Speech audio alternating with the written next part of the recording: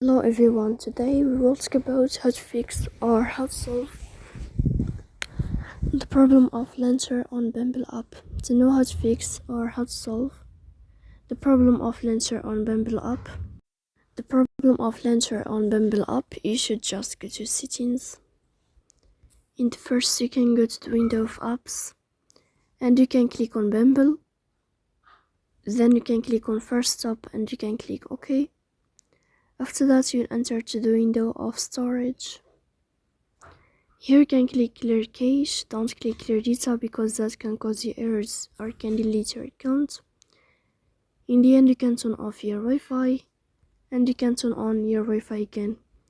So please don't forget to support us by like and subscribe.